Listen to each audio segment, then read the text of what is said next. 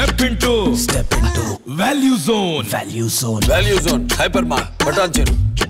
నమ్మించి మోసం చేసిన ప్రియుడికి తన ప్రేయసి దిమ్మ తిరిగే షాక్ ఇచ్చింది. జీవితంలో మళ్ళీ మోసం చేయాలంటే వణుకు పుట్టేలా చేసింది.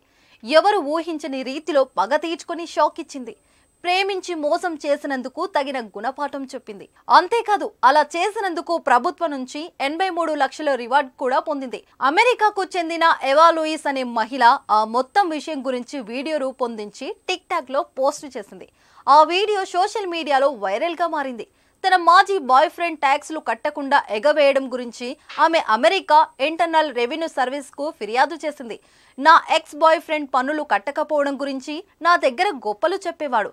ఆ తర్వాత నన్ను మోసం చేసి వెళ్లిపోయాడు. దాంతో అతడి నిర్వాకం గురించి నేను ఐఆర్ఎస్ కు ఫిర్యాదు చేశా. అమెరికా ప్రభుత్వం నాకు $1,00,000 రివార్డ్ ఇచ్చింది. అతడు జైల్లో ఉంటే ప్రస్తుతం అతడి వల్ల వచ్చిన డబ్బును ఖర్చు పెడుతున్నా. మహిళ పగ చాలా భయంకరంగా ఉంటుందని ఎవా పేర్కొంది. పన్ను ఎగవేతదారుల వివరాలు తెలియజేసిన వారికి అమెరికా ప్రభుత్వం భారీ నజరానా అందిస్తుంది.